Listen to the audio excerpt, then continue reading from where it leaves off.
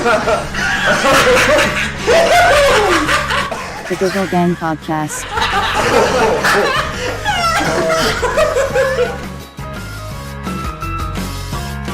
We're running extremely low. I've not eaten much. I know. Today. Today. I've had a Yorkshire. Not in life, just today. I've had a Yorkshire pudding wrap. Where did you get them from? I saw Sean got one. From the Yorkshire pudding shop place. Sorry, I'm eating. Really? No, that's fine. That's typical podcast etiquette when you're on with Dan Baines. That's absolutely fine, mate. Don't be thinking there's judgment coming out of this camp because I'm fucking with you. Yeah, there's a place called Porky Pigs that opened a couple of months ago. From there, like they used to run stalls on the Christmas markets, really popular, and then they decided to open up a shop, but they only opened till like 5 because they said that they wanted to cater to office types in the city centre. Right. So you get like a Yorkshire pudding for lunch. Do you say lunch or dinner? Well, I might say lunch or dinner, but I certainly don't say dinner for tea. Okay. That's wrong. So tea time is dinner. Tea time is tea. Okay, right. Australian listeners, I apologise. It's Dan Baines, host of Belly Laugh Comedy Night, and the only reason that pizza places still print off coupons, because printing coupons is a bloody expensive game. I went to try and buy a printer the other week. Ink is not cheap. You are the only cunt that keeps that viable. Thanks so much for joining us, Dan. How are you? You fat piece of shit. Big plans for Belly Laugh. Let's just get the promo out of the way straight away. Yeah, fuck that. Just get it out of the way very quick. Please, also as well, I know how you told me who's headlining recently or upcoming. However, I don't know when this is going to be released. That's cool, because if it's released after the first night at the new venue, then we'll just say who was on and say that they smashed it, no doubt. Yeah, okay. So who smashed it? Hang on, first order of business, just to make sure he gets the appropriate looking he deserves, co-host of Belly Laugh. Phil Sutton, without whom it just would not be possible. No. Because I'm too fucking... I get stressed and I know. Yeah. It's a bit much for you, isn't it? Yeah, I feel like I'm doing a lot. Even if I'm not doing as much as other people, to me it feels like I'm doing a lot. Yeah. I get you. I always feel like I'm not doing enough.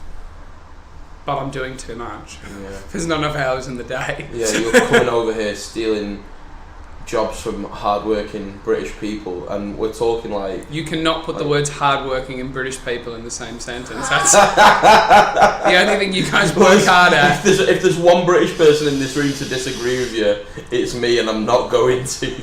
The only thing you guys work hard at is searching for a pint, and you work hard at avoiding doing any work. I've never seen people try and cut corners like so viciously. Mate, I give myself hemorrhoids on a regular basis just to try and squeeze a shit out at work. Just if it means that I don't have to be sat on my desk chair. Why do you I sit behind the desk, but I'd still rather be sat on the toilet. Why do you have to excrete a poo though? Why can't you just sit down and just not poo? Yeah, I could do. Why do you have to try and force a poo that's not there? I'm not always forcing a poo. It's like Northern Rail. You want it to be there and it just never comes. When it does, it stinks. I know. But that was fun. What I ended up doing with Northern Rail, wasn't it? Yeah. It turned into something disgusting. Yeah. It was great. It was a great time. Speaking of Northern Rail, let's get the Blackburn situation out. Well, let's go back to the Belly Laugh thing. No. We'll go back to that later. I control this. Tell us about what happened in Blackburn. Me and you took the Northern Rail train up to Blackburn. Didn't know what to expect from the gig. We're not really sure about what was going to happen. And what happened, Dan? Your video seems to have gotten a lot of traction online. 1,500 views, mate. It's like more than your YouTube channel that you haven't created yet. Thanks, mate. I've just been so busy with other things like... You don't have to list them off. We know you're lying. Blackburn, yeah. This works better if you talk. It was. I'm just catching my breath. You're sitting down. What the fuck is happening? Is this your plan to come on here and put on a bad podcast for me because I was far too comfortable with belly laugh the other week? Do you know what? Actually, yeah. Now you mention it, that's. I feel like I did alright though. I feel like I pulled it back. You did okay at the end, yeah. It was nice. It was nice. But Blackburn. Yeah, Blackburn. It was. So people listen know, like a group of us went from Manchester to Blackburn to do the first night of what was hopefully going to be a continuous gig there, a comedy night. So it was monthly comedy night. Yeah, monthly free comedy night, and we'd seen did we see a post in the forum or something? I think I'd seen a post in like a comedy forum or something. Yeah. Asking for participants. I don't think at that point he had anyone on the bill, so I know I got in touch, and I think I mentioned it to you again. A few of us got in touch, so it ended up being like a nice little crew because we're all friends. So we basically packed out his gig. Like everyone that was performing there, we knew. Yeah. Yeah, except for Adam Woods. He found it of his own volition, but other than that, there was me, you, Sean Patchkovsky, Roos Castellan, Andrew Grogan, and Scarlett Dobson. Yeah. And so Rooska and Andrew are from Blackburn, so they were kind of like sceptical, but also like excited. Yeah, because they wanted it to work, and there's no open mic comedy at the moment in Blackburn. No. And Ruska still lives in Blackburn, and she was like, if this works, this might be a great gig that I can do once a month in my hometown. Yeah. And you know, we went there, and the setup they had was fantastic. They had a proper stage that would usually host live music. The sound was good. Yep. The real problems were the audience. Well, no, I the audience, yeah, but also the I don't mind saying it. The host as well. Basically, so when he first got in touch with us, we were all open micers, and like Sean's done 1 or 2 paid gigs. I think Scarlett might have done a couple. I've done like up to that point, I'd done like 1, maybe 2 paid gigs. So like to all intents and purposes, like I'm just like someone who's happy to do a gig for nothing, no matter where it is. If it means like getting to do a gig somewhere and just having fun, even if it means travelling, I don't mind doing it. And so like there was no like snobbishness involved with what happened. There was no like we're better than this kind of thing. But the night was just turned to shit. So basically the pub that it was at, I'd experienced a bit of rudeness from some of the staff. Like there was one point, right, I don't know if I've told you about this. I ordered a drink at the bar downstairs. Well, it was fairly quiet, and I think the change from the drink was like 10 pence or something. And the girl went to get it out of the till, turned around to me and just kind of, I was like, oh, don't worry, keep the change. Just like that, not like, you keep the change, love, yeah, I'm loaded, don't you worry about it, kind of thing. Yeah. Keep the change. And she took the 10 pence in like both hands, like held it with her thumbs and forefingers. Is that forefinger a word? Yeah. Second finger. This one. Index. Yeah. The one that you'd be putting up your bum if you did that kind of thing. Yeah. We'll get to that later. You've really gone in hard, and I'm not talking about fingering my arsehole. Jesus Christ, this has been derailed. So she's holding it like she's Lord of the Rings, like with Frodo. Like Gollum, like my precious. My precious. So she's holding this 10p, and she just goes, like really physical with her body. She just goes, "Oh, thank you so much. Oh, I needed this. This means so much to me. Thank you." And I'm like, "Well, I'll have it back then." Yeah. I wasn't trying to be your Richard Gere. Like I wasn't trying to be your hero. I was just saying, keep the change. I don't know if you have a tip jar there. Maybe all the tips by the end of the night add up and make you an extra £5 on top of your wage. Yeah. That you might prefer to not having that £5. Yeah. I really don't know. All I know is maybe it just gets kept in the till. Whatever it is, I wasn't trying to be some like big shot. I was just like, Keep the change. Keep the change, just 10p. And then she was like, and I was like, you fucking arsehole. Yeah. The bartender upstairs, I noticed, was being really loud and obnoxious during a couple of sets every now and then. There were people in the room who, I think basically he'd done a good job of advertising the night that there was something going on, but he hadn't really set out shop properly at the start of the night, the host. There was no etiquette whatsoever. And I mean, fair enough, if you've not been to comedy nights on a regular basis or whatever, then that's all well and good, but basic human etiquette and respect are something that should be there regardless. And there were people in the room who were like one comedian was having a rough set, and there were people at the back of the room just kind of like every now and then just turning around like shouting stupid shit, like "You're schmunnins!" and stuff like that just during the set. There were people who were deliberately talking loudly. People who were just talking, not paying attention. Some people came upstairs, like a group of people came upstairs, stood in a corner for ages just chatting and laughing. Like, you could have done that downstairs. You weren't watching, you weren't even bothering to listen. Yeah. It's not like some people like might listen to a bit of comedy and then be like, behind their hand. These were people who just like, having this is our space, we're going to come up here and just get in your space, fuck you. Yeah. Like, it was really rude.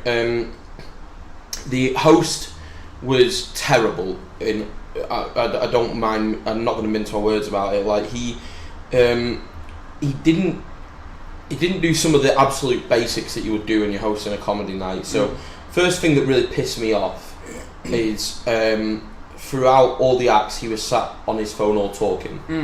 Now at his own night. Now every now and then, like at Belly Laugh, I might like take the odd photograph here or there, maybe post it to the Instagram, say like Belly Laugh's busy, get down, or I might be briefly chatting to you if you were emceeing like the other night and just like, Matty, But you're also not in the front row at comedy nights. It's okay if the MC talks. This guy chose to sit right up the very front of his own comedy night, talk to his mum, talk to his friends, and be on his phone while he's trying to... When I'm saying on his phone, like, we're talking like all the way through the act, just like scrolling through his phone, just on Facebook or whatever. Yeah.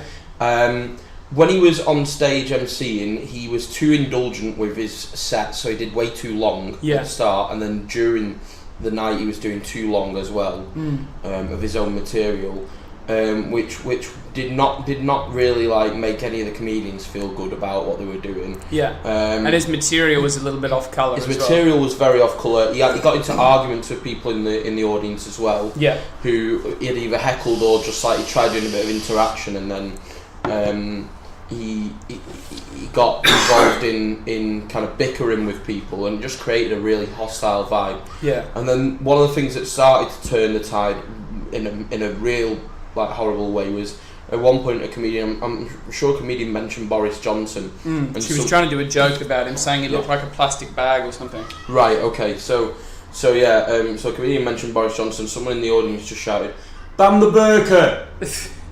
Nothing else. Yeah. Nothing whatsoever. Just didn't heckle it. He actually, that was the only heckle he did. Some people heckled a lot. Yeah. That was the only heckle that guy did. It was like, if there's one thing I'm doing tonight, I'm going to make sure everyone knows that we need to ban this bloody burqa. Yeah. That's why I've turned up to this free comedy night in Blackburn in this little pub on the outskirts of town to make sure everyone knows we need to ban that fucking burqa. Yeah. Like, fucking cunt.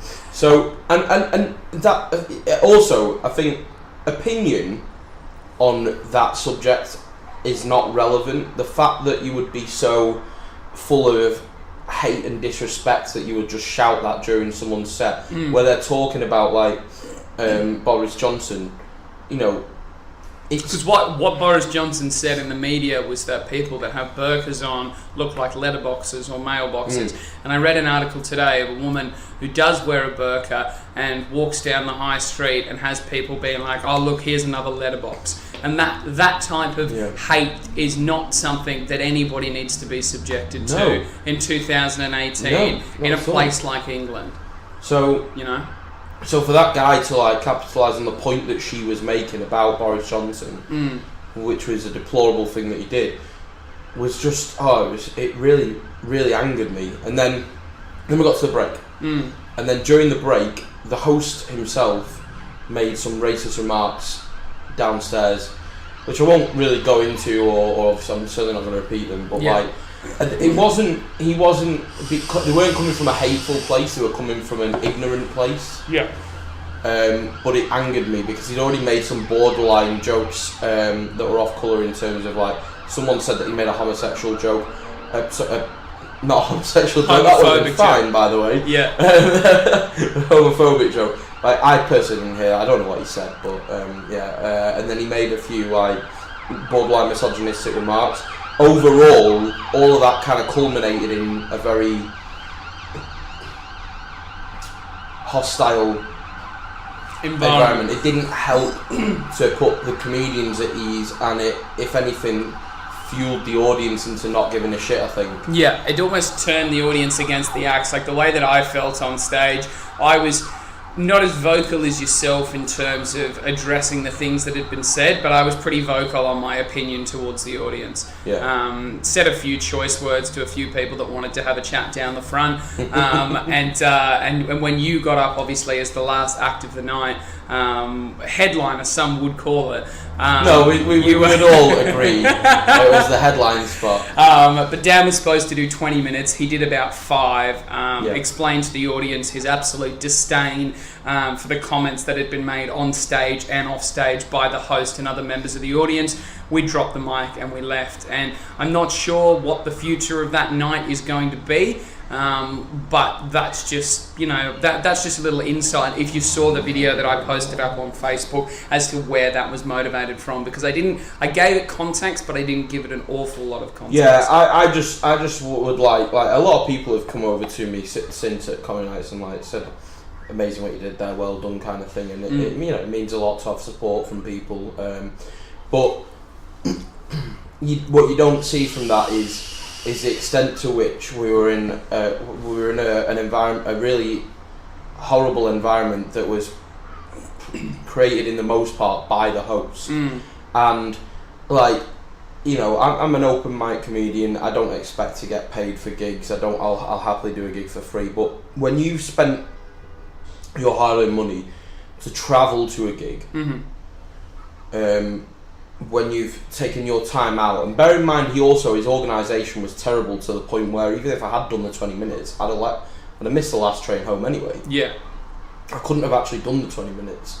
I think I timed it in for, I reckon I could probably get away with 15, and then I'd have to go, and we'd just about get the train. Excuse me. So, like, in that circumstance, I just thought, the one thing that I really don't want is to make these people laugh. Like, I don't want to bring joy to these people, which is, fair enough. Like, that's not an arrogant thing. Maybe I'd have bombed. Who knows? Like, they might not have liked my stuff anyway. But the purpose of me going up there is to try and make people laugh and try and give them a good time, let them enjoy themselves, make them happy, bring joy to them. In my own unique way, and I didn't feel comfortable with doing that for those people. It just was. I don't think they deserved it, and so what I did was I kind of eased into it. So I did 5 minutes. So I probably did about. I reckon I did about 3 minutes of material tops. Well, no, not even that. I think it was probably more like 2.5, because I spent at least half a minute drinking a drink in absolute silence. Yeah. Because one of the rude bartenders had accidentally given me a free drink, and as a result of the fact that she'd subsequently been rude, I thought, fuck it, I'm gonna milk this. And some people down the front were talking. There were 3 girls right down the front, and they were talking loudly. I mean, they didn't even care to try and seem like they weren't talking. They were just having a debate. And I went quiet and stared at them for a moment. The whole room went quiet because I'd gone quiet, and one of them looked back at me and she looked terrified. And I remember back when I used to be like a supply teacher at school, like I gave her like my best withering stare. Yeah. And then I just kind of went, oh, don't worry, I wasn't staring at you to be quiet. You carry on. I'm just going to drink this free drink. Yeah. Because I don't really care. I want to make sure I get it drunk. And then I just drank the whole drink at my own pace before even bothering to continue. And I was like, I'm going to do what I want right now. But that's the way that it is in those type of situations. Whoever has the mic has the control. You're controlling the pace. You're dictating the room, and which is why the MC should have done a better job. Absolutely. Yeah, like I did like 2 or 3 jokes. Some of my standard stuff that I would normally open with, and I was pretty confident that they'd go down well in that room, and they normally go down well in most places. So I thought I'll do that, and I part of me thought I'll lure them into a false sense of security, and part of me also thought I'm not just going to go up here, berate people and disappear. Yeah. What I want to do is try and come from a position of authority and respect. So say like I wanted them to see that I could be funny and that they might enjoy me, and then be like, you might enjoy me, but you're not going to be allowed to because of what's happened. Yeah, absolutely. Well, look, moving on from that, obviously that's a bad example of a gig, but I wanted to congratulate you. Obviously I've said some things on social media about how I feel about what you guys, yourself and Phil, Nick and Amy have been able to do with Belly Laugh, and I'm really happy that I was able to be involved in either the hosting, not necessarily the organisation, but just be a part of it, be there every single week. So what is the plans coming up for Belly Laugh? It's very exciting. Yeah, we're really excited. So Belly Laugh, basically, we got given a 6-week trial period with the venue Rain Bar. Because they normally have a minimum spend on that bar, so they would normally expect to make some money, but they told us we'd give you a 6-week trial period and see how it goes from there. And we've absolutely loved our time there. They've been making a lot more money than they would have been without us being there. We most nights on those Tuesday nights they've not really got people downstairs in the bar, so we've been pretty pleased about that. We've created a nice community. We're always getting decent numbers in the room, between like 30 and 60 people. I've been counting every night and been really pleased with the turnout. We've got people coming down just to see, like comedians who know that they're not on the bill, just because they want to see other comedians and just be involved with that community and keep the night alive. Like if they're contributing to being in the room, then it's keeping the night alive. Like it's been absolutely brilliant. People have progressed so much. Like Jamie Hobson did 5 minutes at King Kong, which no one thought he'd do. Not even Jamie thought he would. Even Jamie thought he'd do it. Like we were so proud of him, and he came and he thanked me and Phil afterwards for the fact that he'd been getting so many opportunities to practice 5 minutes in a room that was like conducive to doing well. Like it's not. Sometimes you need to bomb, and sometimes you need for stuff not to work in order to progress from it. So I'm not saying like, it's a friendly room, like people won't laugh if you're not funny, but it's not a hostile room. It's a nice room to go and do, to try your 5 out.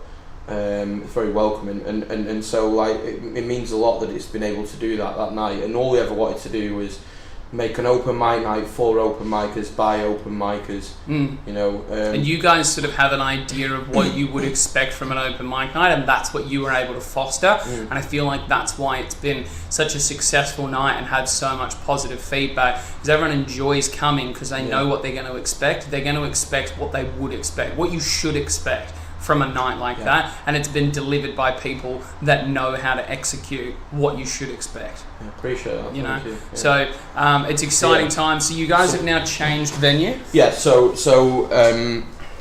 Rain Bar was a nice space. Like it was a nice little area in their upstairs bar, but initially they weren't clear on whether or not we'd get to continue on a weekly basis. So I decided to put a contingency in place where I'd look for another bar just in case. But then we found another bar that, in addition to wanting us to do it weekly, had a few more things to offer. Like they were really supportive of us, offering us drinks tokens. They have like a much more sophisticated sound and lighting system that we've got more control of. It's a nice space for it. It's near all the buses. Cheaper drinks. At that time we'll be running the night, so you like £2.50 pint of Coors, which is one of my favourite lagers anyway, so I'm definitely happy about that.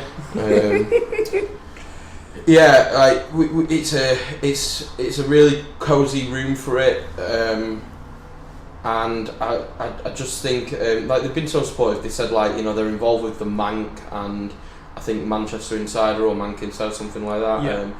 So they said that they might be able to get promotion through that. They do more with their social media, which means that there'll be more Belly Laugh on their social media. Yep. So overall, it just seemed like they were much more open to us doing a comedy night. So we're now going to be migrating the night there as of next week. So we won't be taking a week off. We'll be starting there on the 21st of August. And it will continue every Tuesday. Show starts at 8:30. Same structure, yeah. Every Tuesday, doors at 7:45. Well, obviously the venue's open earlier, but we will be there from 7:45. Show starts at 8:30. We're looking at potentially reducing the number of comedians ever so slightly to 13 rather than 15, 16. Just because now that we know, we wanted to fit as many people in as possible so that we could get them on, but now that we know that we're going to be doing it consistently, even if you don't get on that week, there's more opportunity for you to get on another week anyway. Yeah. And from a point of view of being an audience member, we're hoping it will make it slightly easier to maintain punters to the very end of the night if it's ever so slightly less to get through. Absolutely. So that's something that we're looking at, and that's also going to mean that there's potential for us to give ever so slightly more time to headliners, but that'll be kind of like on a basis of like situational basis. If the person needs more time or their level of experience affords them more time, then you've got that extra amount there to do for them. Yeah, because what we've been doing so far is 5 minutes for everyone and then 10 minutes for a headline spot. But we've had people like, so Freddie Quinn got in touch with us a while ago saying that he wanted to do it, and Freddie's like a pro comedian. He gets paid for his gigs, probably quite a lot as well. You know, like he's in demand. And he wanted to come down and do a spot, and he'd also be travelling. So like for someone like him, that's going to bring a lot of people in, which is worth it to us. But because we can't pay him, because it's a free night, I just thought it would be good to maybe say to him, you can do 15 to 20 minutes, which is what we've now makes got. it more worthwhile for him to make the trip. Absolutely. Same with Mamoon. We've got Mamoon Elagab booked in for I think the 4th of September. He's just been in the final of the BBC New Comedy Awards in Edinburgh. There were 6 people in the final. He's been there. We've seen him beat the Frog. Yep, I've seen him beat the Gong. No, actually I didn't see him beat the Gong, but I know he did in London and in Manchester. In London, Manchester. He was also in So You Think You're Funny. I don't know what his progress is with that, but I know he got through to semi-finals. I'm not sure whether or not he's done that yet. But he's a big hitter, and he's a really funny guy. But he lives in London, so to make it worth his while, to be able to give him 12 to 13 minutes is good. So so we've got some excellent people coming up. Like our opening week, we've pretty much got the lineup full. We're going to have Simon Lomas headlining, another fantastic comedian who's just won the Pet Fringe final this year. New Comedian of the Year. We've got some regulars as well who are going to be on. If you're lucky, you'll get on. Hopefully. I pray that I can still be included, because I've had some admin issues organising my own night Giggle Gang comedy, and some weeks your name ain't on the list, boy. No, I think I've been able to fix that actually. We'll make a space for you, Dan. But Belly Laugh, fantastic night. As you are listening now to the Giggle Gang podcast, we will have Giggle Gang comedy starting at the Binary Bar. I'll do more advertising for that later on. But we're halfway through, and there was a reason that you wanted to come on here, Dan, to talk about something that's, well, basically it's to talk about you really, and your life, and things that you've been thinking about recently. What did you want to talk about?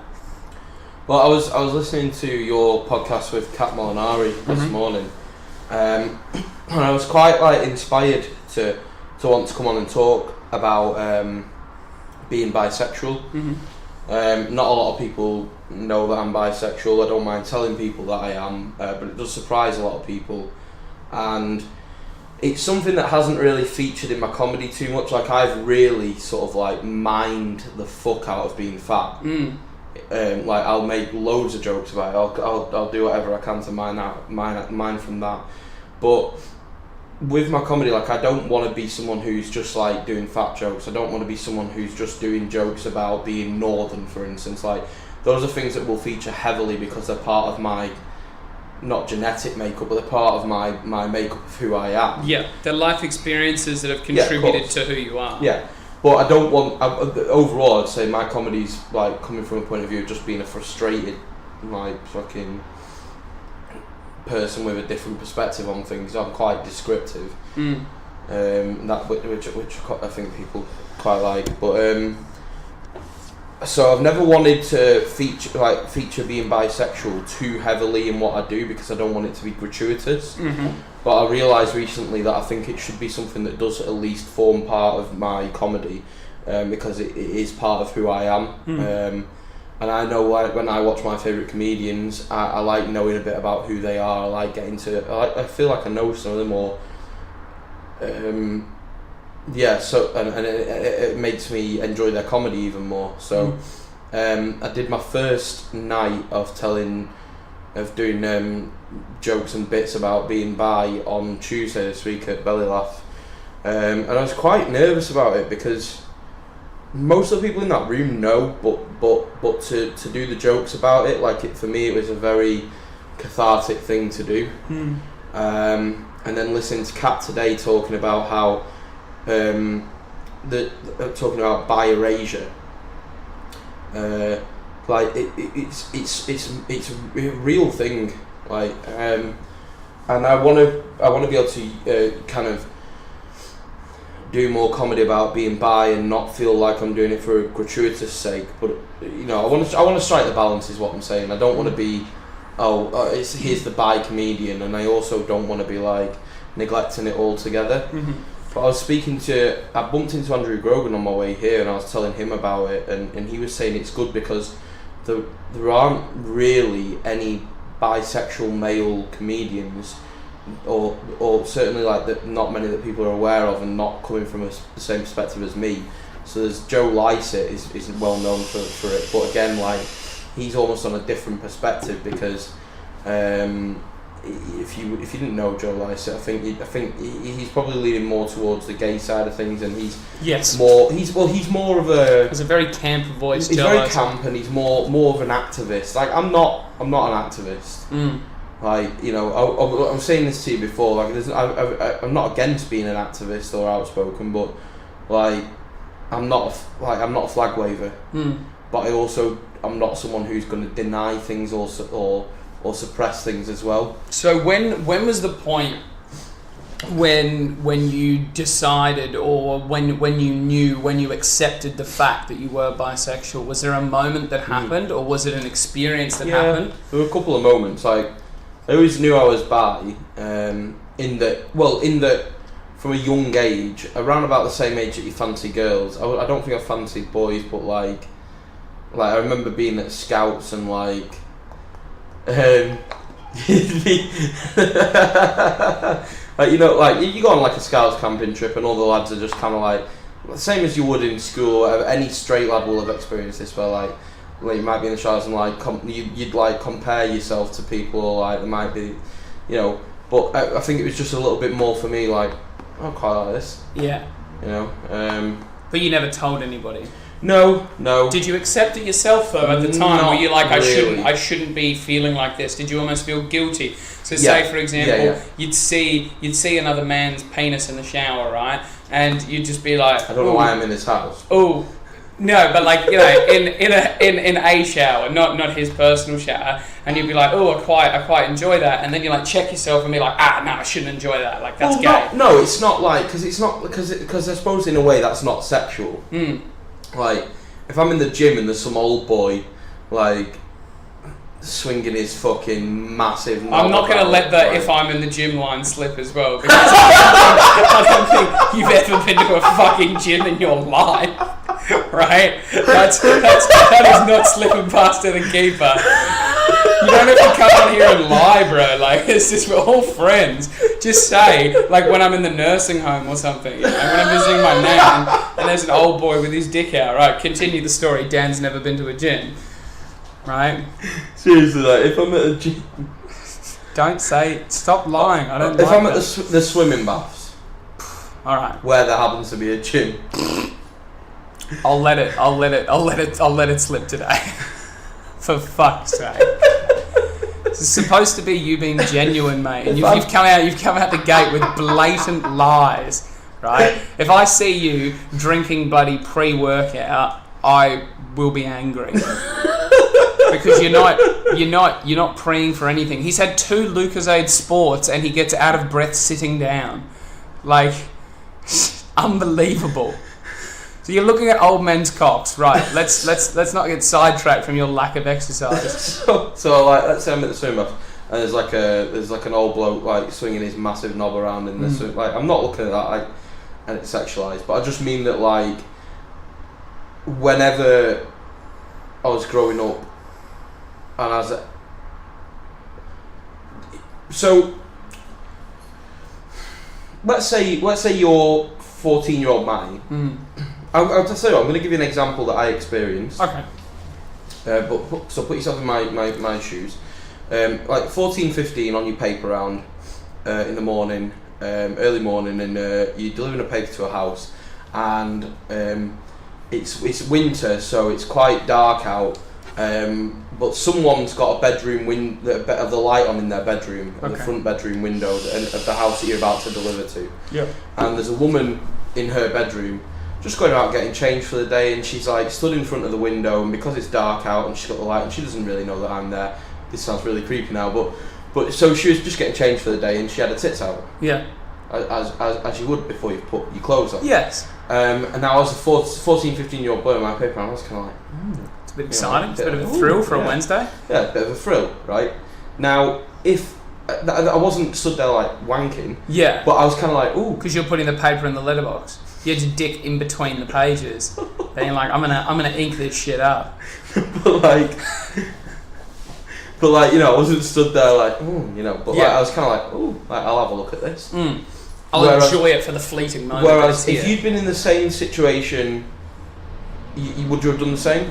Yes, absolutely. Yeah. Right, now, if there was a bloke in the window and he had his cock out, would you be still stood there looking for a moment or two, or would you have turned away by that point? So as soon as I realised that a man had his penis out, I would have thought, that's not really something I need to look at, and then I would have looked away. Right, so I would have carried on looking. Right, okay. You know, like, that again, makes sense. Same thing, I'm not there masturbating. Right, okay. But it's the same level of interest. Yeah, same level of interest, exactly.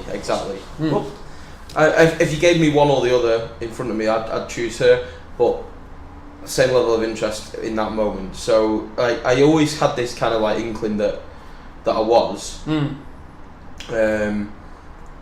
when did it actually manifest? When was the moment where you lost your bisexual virginity or your homosexual? The moment virginity? I lost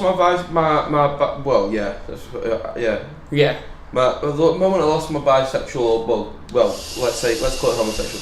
The moment I lost my homosexual virginity was not the same moment that I realised that I was bi, actually. Right. But that was purely because I was very drunk that night and I couldn't quite get it up, but the interest was there. Right. So the intent was there, but the execution wasn't. Yeah, and it wasn't that I couldn't get it up because I wasn't attracted to the bloke. It was more because I was very drunk and I'm probably very fucking nervous. Yeah, it would be scary. But as well. It wasn't for lack of trying. Like, I would have happily done it. That's so I very ended up interesting. having like,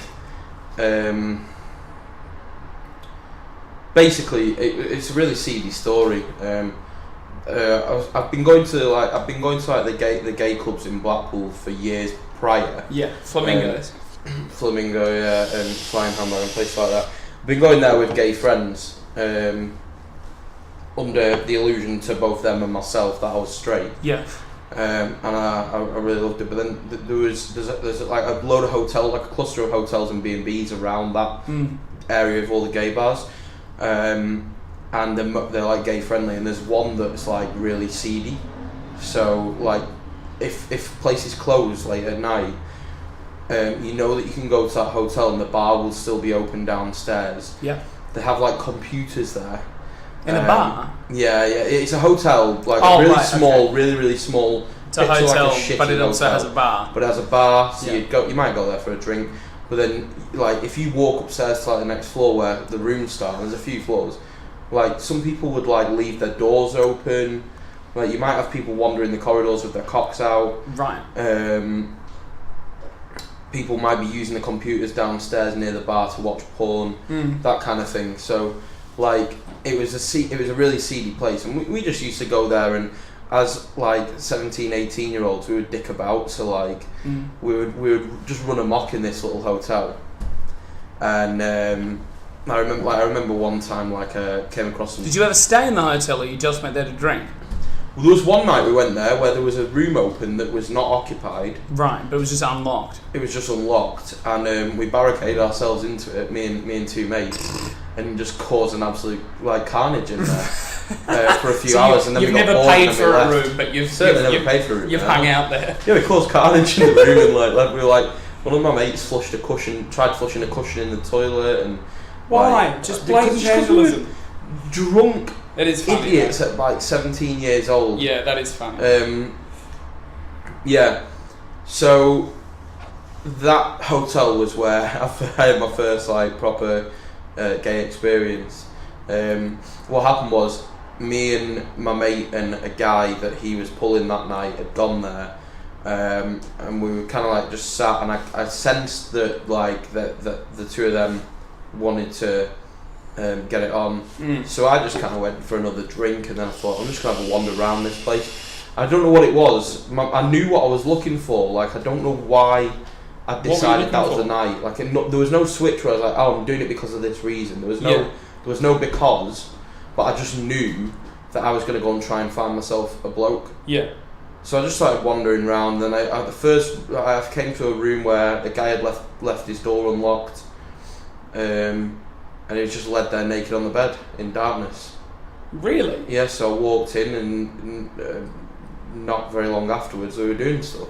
Is this... Hang on. So you didn't even know this bloke? You'd never spoken to him? No. You walked into a hotel room that he had paid for and just was like, how you going, mate? He was like, yeah, good. And you're like, do you want to have some sex? And he was like, okay. Yeah, pretty much. That is unbelievable. That level of conversation I don't even think happened. That's crazy. It's a funny story, actually. You couldn't do that with a woman. Oh, no, of course not. Well, no, that's because they don't leave their doors unlocked, and rightly so. Yeah, it does make sense. They should not be leaving the doors unlocked. Oh my god. But I couldn't imagine that level of stress, leaving the door unlocked and being nude and not knowing who's going to come in. And then have you never heard of a gay sauna? No. Well, I have, but I haven't. It's basically... A gay sauna is like a sauna where everyone's nude and they're all just sweating on each other, and sometimes you might get a man touch another man's penis. No? So there's gay saunas in Manchester. Okay. And there's one that I've been to a few times. And basically,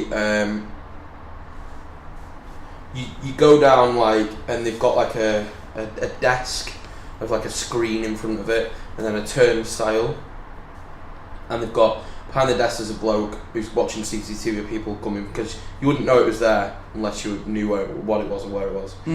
And then he's got towels behind there, he's got poppers, he's got cock rings, I think you can't, no, because condoms are free in those places, they have them all over.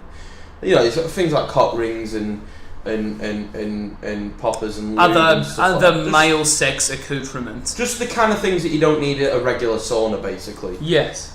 You pay in. I've been to a few saunas and I've never purchased a cock ring. Yeah. So just at a sauna. I've never purchased a cock ring ever. So you pay in, go through the turnstile. It's a requirement that you can't be clothed. Mm-hmm. You're not allowed to walk around clothed. Who's supervising or have your phone.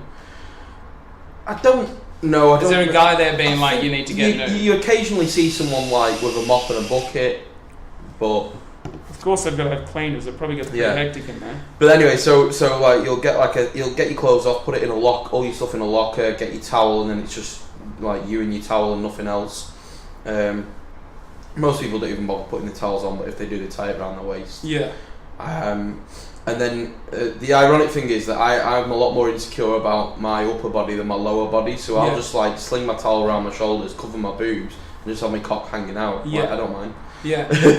But yeah, so there is actually a sauna and a steam room. There's pretty much really dimly lit, obviously, very very dimly lit. It's like a sauna and a steam room. There's 2 jacuzzis. They've got TV screens pretty much everywhere they can fit one, basically. Mm-hmm. Then you walk through there, and then there's a room where they've got like a little bar, and they serve paninis on that bar. There's like one bar staff on there, and they serve paninis. And everyone's... I've never bought one of the paninis there, believe it or not. I've never actually bought one. You've never bought... I could imagine in a place like that, the first thing you'd be looking for is a bit of food to sort of line the belly before you sort of get to work. You know, you strike me as that sort of going. Semen. Yeah, so like so there's this bar in the corner, and then there's computers again. There's computers just in Gay case you men need love to. Computers. Yeah, in case you need to FaceTime your auntie about what time you're coming for brunch on Thursday. Yeah, check their spreadsheets and shit like that. Yeah, that's fine. Everyone's in business. And then there's a TV screen there and some sofas and armchairs. Yeah. And then just next to the bar there's another corridor, like a really narrow corridor that kind of goes down a bit. Yeah. And you go through there, and then it opens up into like, so there's all sorts going on. So there's rooms where it's like, everything's vinyl covered, by the way. So there might be like an open space where there's like an open vinyl bed with a cage next to it, like a little cage on the floor. What's the cage for? Just so that someone can like kneel in there, like someone can put someone in a cage. Right. Okay. Never seen anyone in there actually, but okay. Yeah. There's screens everywhere, and they're all showing gay porn. Okay. So the TVs aren't showing like BBC Sport. There's one TV that isn't showing gay porn. Okay. It's the one where the bar is and the computers. And I normally go in there. If I've ever been into this place, it's normally been like stupid o'clock in the morning after a night out when I'm fucked. Yeah. And so more often than not, it's countdown. Right. So okay. there have been occasions where like I'll have ejaculated, and then less than 2 minutes later, I'm sat in my towel drinking a drink like with some other strangers, just watching Countdown for a little rest. What the fuck? I'm almost tempted to go to this place just to see it for myself. I feel like you just want to. Yeah, I do feel like you just want to see it. But yeah, so people walk around naked, and then like there's like that's the rooms bit I'm that not are like comfortable stables. with. There's rooms that are like not like a stable, but like yeah. They're like big cubicles with a vinyl bed in them and stuff, like loads of these, and you can lock them from the inside. There's like a sex swing, there's more of these rooms, there's like an area where there's a load of glory holes, there's How many people are in there? Well, the busiest night I've ever been, you'd probably have like 30 people, 20 to 30 people in there. It's a big place, really big place. I've been to a small one in the gay village. Yeah. That's quite small. It's not as good, because I like the fact that you can wander around. It's almost like a maze. And there's like really dark rooms that are completely pitch black, Yeah.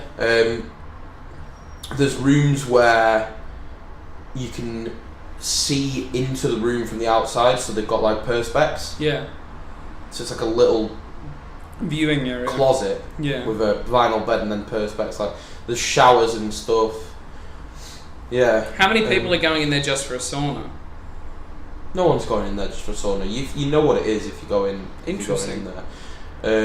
So do how you? Do get onto the subject of question. I don't know. sauna? Gay sauna. So the question is, when you're in there, and in the handful of times that you've been in, do you feel very comfortable with the other people that are around you? Kind of. I mean, there's better looking people than me in there that make me feel uncomfortable because I'm naked. Right.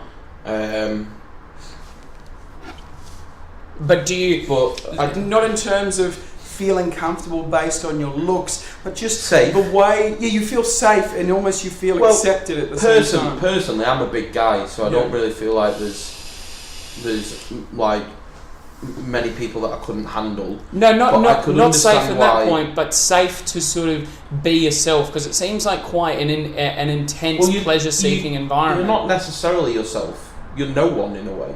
Yeah. You're not yourself. You're no one. Like you've got no clothes.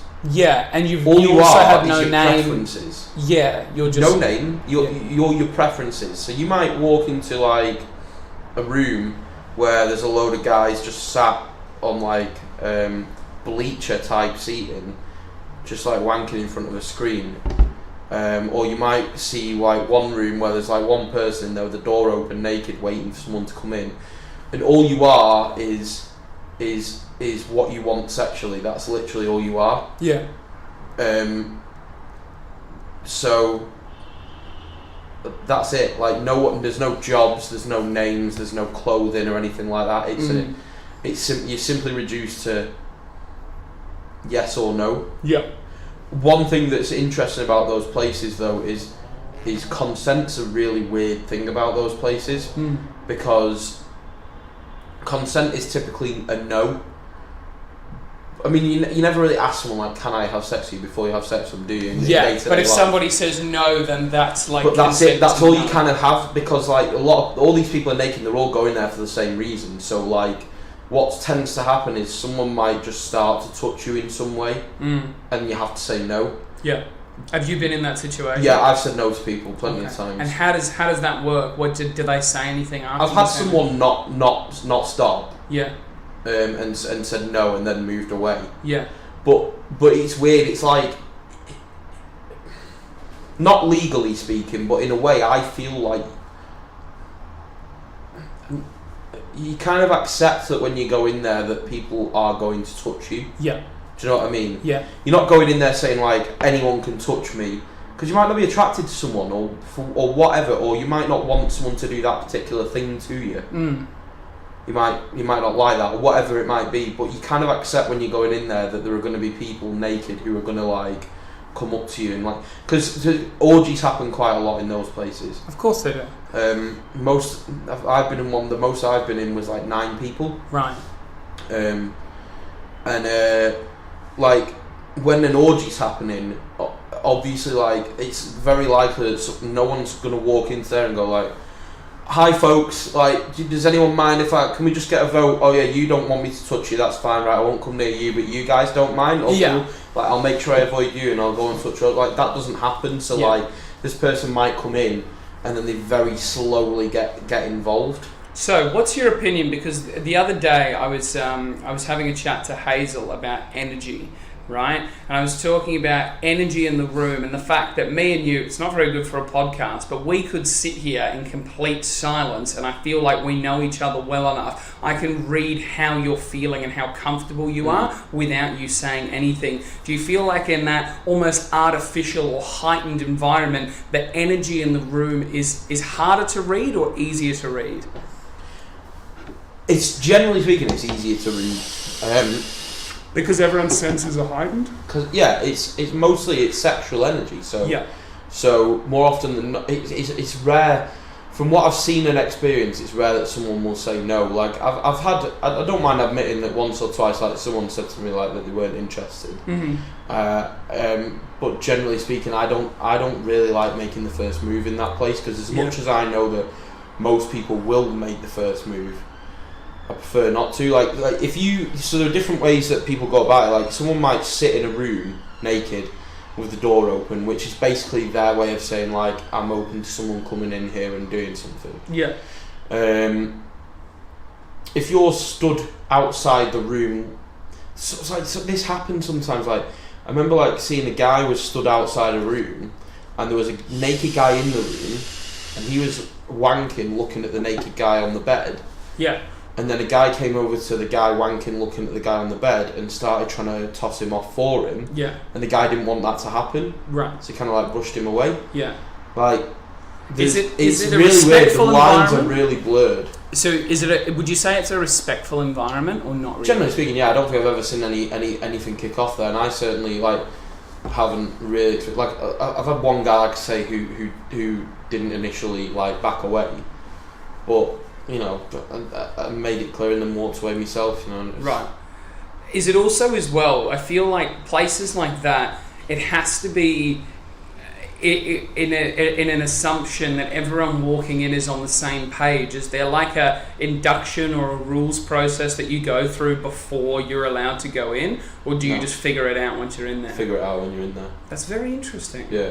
It's very, very interesting. You just have to use common sense and like read the situation. And courtesy and respect as well. Courtesy and respect. Yeah. Like more often than not, what will happen before two people in a sauna will get going with anything, more often than not, what happens is observation. So like if there's, let's say there's like a load of guys who are sat in like the seated area watching porn, and they're all sat facing the same way. side by side, and there's like 2 rows of them or whatever, and there's like 7 or 8 guys in it or something like that. They might all be separately like sat in there, and some of them might not be touching their cocks. Some of them might be, some of them might be furiously wanking or whatever. And then it's not like someone walks in there, sees the guy furiously wanking, and is like, "Oh, all right, mate, I've got a hand for that," and then like go over there and go, "Yeah, give your underrest, mate. You see it here." Yeah. It doesn't really happen like that. Like what will tend to happen is like someone might sit.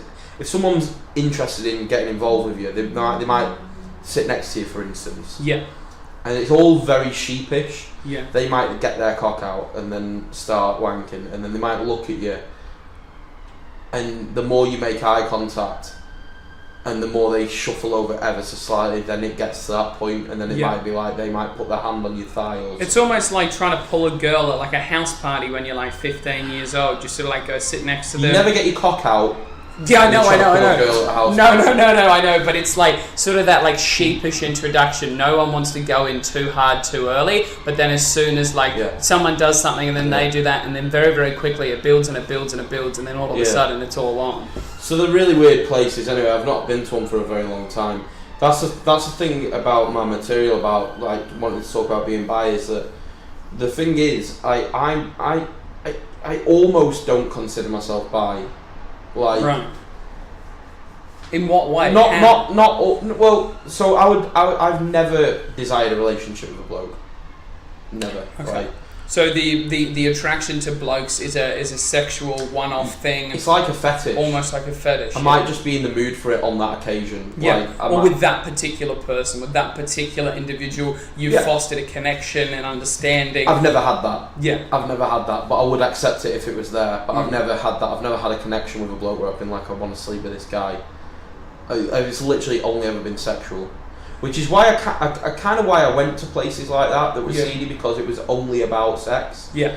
Like, for me, I've never really I've never really solicited sex with a bloke, to be honest. Can I ask you, at the same time when you were going to these gay saunas, in that same week, would you have also had sex with a girl? Or is it at that time when you were in that zone? Say you went there on a Tuesday, right, and a girl approached you on the Thursday, would you be like, no, I'm not in the mood because you're... I'm gay this week. It's like, no, I'm on a gay week. Yeah, I'm on a gay week, but it was like, because you had that experience, and because that was something that you had in the front of your mind, if a girl approached you, you might handle the situation a little bit differently because of that previous experience that you'd had. No. When I broke up with my ex-girlfriend, I'd been with her 2.5 years. Less than a week later, I was in one of those places. Right. And had you been to one of those places before you were with your ex-girlfriend? Yes. Okay. Not during though. Right. That's good. So like was she aware of that? What? Was she aware that you had tried things with blokes before you? She knew I was bisexual, yeah. Right, but straight off the bat. Yeah. Okay. All right. Yeah. Intriguing. I knew her through a friend of a friend. Okay. Well, we had a mutual friend, so she knew. Right. So this type of conversation that we're having here, at any point previously that you've been going to places like this, or you've been experiencing, with blokes, have you ever been uncomfortable to have this conversation with people, or ashamed to have this conversation? Certainly not ashamed of it. But I'm not ashamed, but I'm not proud. Same, Yeah, okay, I understand that. Yeah. But there's only certain people I've talked to it about. I mean, obviously, anyone's welcome to tune into this and like listen to it. Yeah. And I'm not fully openly bi. Like my dad doesn't know, for instance. I mean, I think he probably could guess, so it wouldn't surprise him. But I've never had that conversation with him. Yeah. If he happens to pick this up, then soz dad. Is that something that you want to do? Dad, you should have known. Like, is that something that you want to do? Was a better keeper than me, and she could down a pint quicker. So if you hadn't figured it out by now, you should have fucking guessed. But is that something that you want to do? Is that a conversation that you? I always told myself there was never any point, because I never thought that my dad would. There used to be a time after I realised I was bisexual, so not before. If you'd have asked me like before, when I was like 16, I'd have said, God no, I'd never, even if I was gay, I'd never come out to my dad, because I thought he used to be the kind of person who, in my mind, would hate that. then when I first came out to my friends that I was bi, I thought, I don't want to tell my dad, but then it was for a different reason. It was because I realised that it was only sexual, so there's no point in telling him. Yeah. It was like, what's the point in saying, Dad, don't worry, I'm going to marry a woman, but just so you know, I like a bit of cock every now and then. Like, there wouldn't have been any point. Whereas now I'm I'm of a different opinion. He's changed a little bit, and I think he'd be more accepting now than he once would have been. And also, I'm not going to shy away from saying it on stage. Like, I'm not going to do it on stage and overdo it or do it for the sake of it. Like, I don't want it to be my thing, but I'm not going to shy away from it. So there might be a time when, because with comedy, I want to be, I want to be as successful as possible. I want it to be my career. I want to go as far as I can go with comedy. So, like, though no doubt it will come up, and he'll be aware of it. Yeah. So, I wouldn't shy away from it, but I've never really felt the need to sit him down previously and tell him, because I just think, what's the point? Yeah. But at the same time, from a principle point of view, I would not want to lie to him. Yeah. If he came to me tomorrow and asked me, I'd say, yeah, I am. So there'll no doubt be a conversation about it at some point, and that's probably in the pipeline, but just for the sake of comedy. Yeah. Providing that I get good enough that he's going to see like my performances on the internet or TV or whatever. Yeah. If that's the case, then yeah, that'll have to happen. But I'm not desperate to tell him. No. But I'm also not.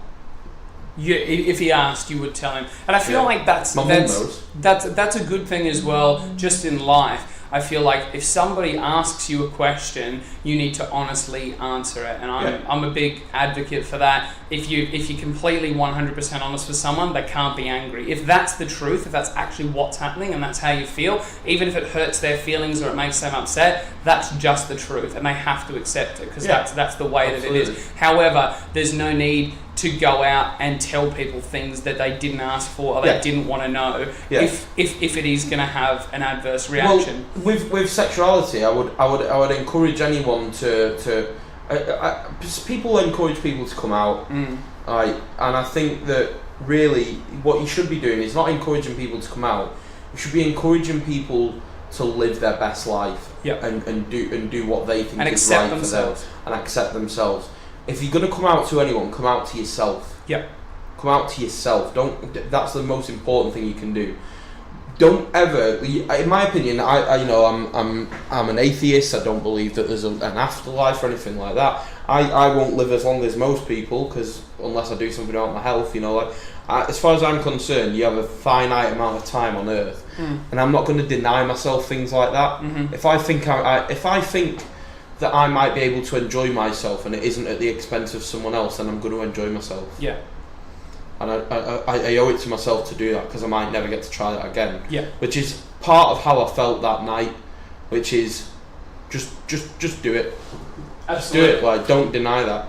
So, I would never say, oh, come out to your parents. I would say, come out to yourself and then see how you feel about coming out to your parents. Yeah. Like, my dad doesn't really, up to this point, he hasn't needed to know, because I've never wanted to be in a relationship with a guy. Yeah. If I had, then it would have been important for me to tell him. Yeah. My mum knows, but that's because I knew that my mum just wouldn't give a shit. Yeah. They're separated. To be honest, my mum was actually buzzing when I told her. Yeah.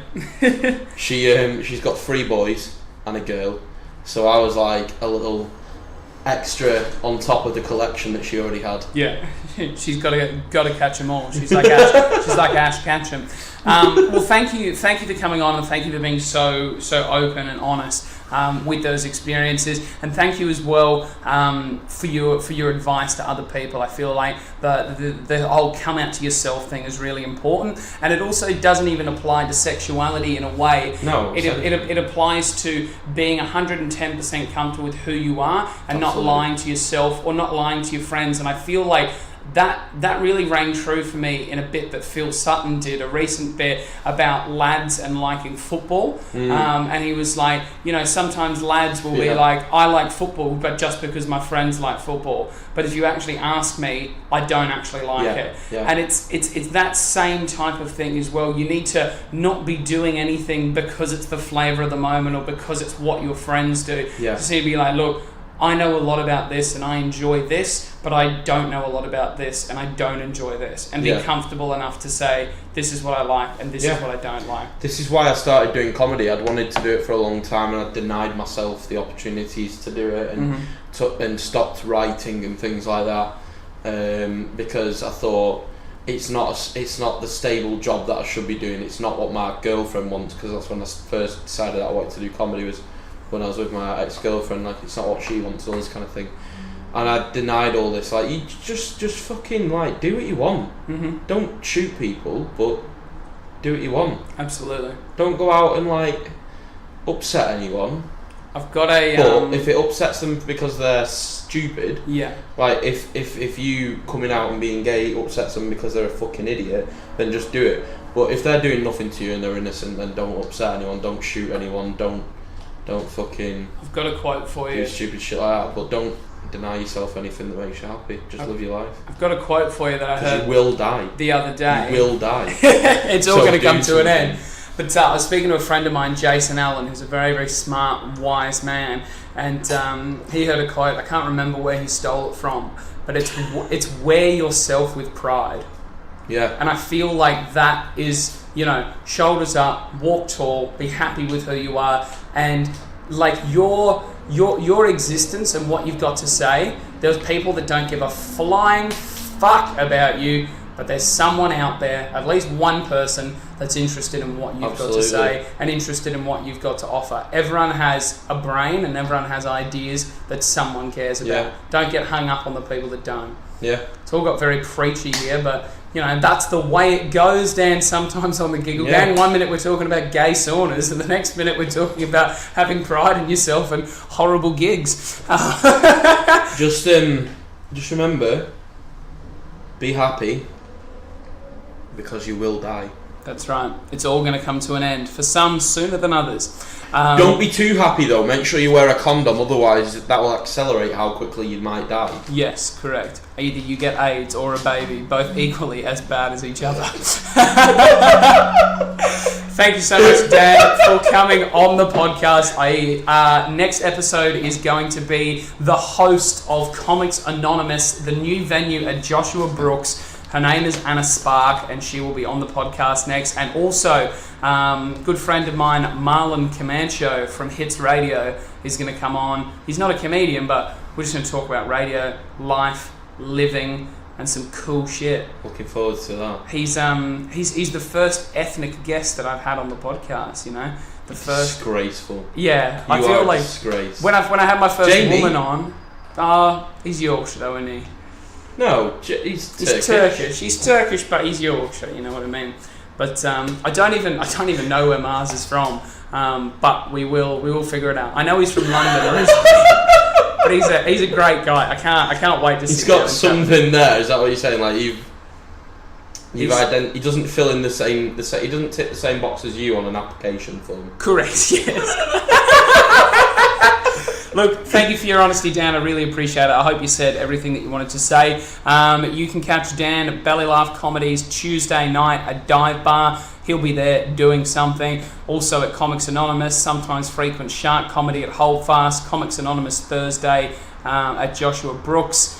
Any other open mic comedies? Comedy Balloon, Ape and Apple with Jace. Yeah, got some shit coming up. Just look at my Facebook page, Dan Baines Comedian, if you like this and you're interested. If not, don't worry about it. Sweet. If you want to solicit me for sex after what you've heard, we are going to attach a photo with this podcast, so that might not be the best thing to say. We'll catch you next time. Thanks for listening. Bye.